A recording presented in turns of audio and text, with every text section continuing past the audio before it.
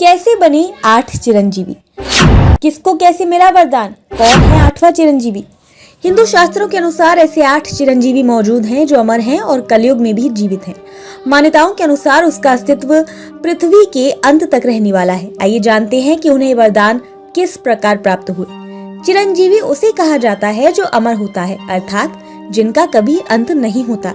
हिंदू पौराणिक कथाओं के अनुसार पृथ्वी पर ऐसे 8 चिरंजीवी मौजूद हैं जिसका अंत कभी नहीं होगा। इसमें से कुछ को ईश्वर द्वारा अमरता का वरदान दिया गया है तो कुछ श्राप के कारण अमर हो गए हैं। आइए जानते हैं कि ये चिरंजीवी कौन है। हनुमान जी को अमरता का वरदान सीता द्वारा दिया गया है। हनुमान जी जब प्रभु श्री राम का संदेश लेकर सीता जी के पास अशोक वाटिका गए थे, तब सीता जी ने उनकी भक्ति और राम के प्रति समर्पण को देखते हुए ये वरदान दिया था। माना जाता है कि हनुमान जी आज भी पृथ्वी पर ही वास करते हैं और भगवान राम की भक्ति में लीन हैं। कुछ लोगों को अमरता श्राप के कारण प्राप्त हुई थी। इस सूची में अश्वत्थामा का नाम आता है। महाभारत के युद्ध के दौरान अपने पिता द्रोणाचार्य के वध का बदला लेने के लिए अश्वत्थामा ने अनीति का सहारा लिया था। उसने पांडवों के सोते हुए पुत्रों का वध कर दिया था, जिसके बाद श्री कृष्ण ने अश्वत्थामा को ये श्राप दिया कि दुनिया के अंत तक वह घाव से लथपथ शरीर को लेकर भटकता रहेगा और उसके घाव से सदैव खून निकलता रहेगा। माना जाता है इस श्राप के कारण आज भी अश्वत्थामा पृथ्वी पर भटक रहा है। राजा बलि भगवान विष्णु के परम भक्त प्रहलाद के वंशज हैं। विष्णु जी जब वामन भगवान का भेष धारण करके राजा बलि की परीक्षा लेने आए थे, तब राजा बलि ने वामन भगवान को अपना सब कुछ दान कर दिया था।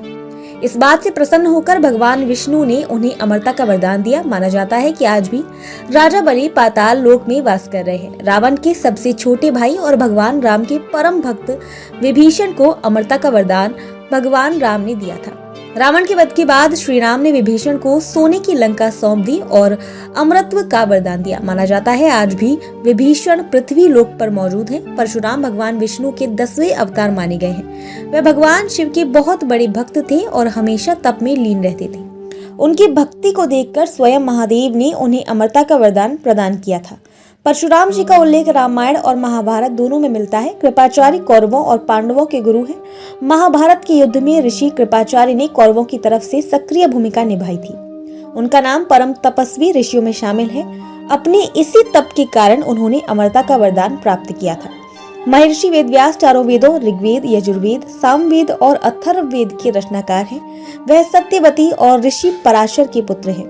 उन्होंने 18 पुराणों की भी रचना की है। महाभारत जैसे विस्तृत ग्रंथ की रचना भी वेदव्यास द्वारा की गई है। इन्हें भी अमरता का वरदान प्राप्त है। महामृत्युंजय मंत्र की रचना करने वाले ऋषि मार्कंडेय भी 8 चिरंजीवियों में से एक हैं। वह भगवान शिव के बहुत बड़े भक्त थे। शिव के अत्यंत शक्तिशाली महामृत्युंजय मंत्र की रचना भी ऋषि मार्कंडेय ने की थी। वह अल्पायु लेकर जन्मे थे, लेकिन यमराज से उनके प्राणों की रक्षा करने के लिए स्वयं भगवान शिव अवतरित हुए। साथ ही महादेव ने ही उन्हें अमरता का वरदान भी दिया।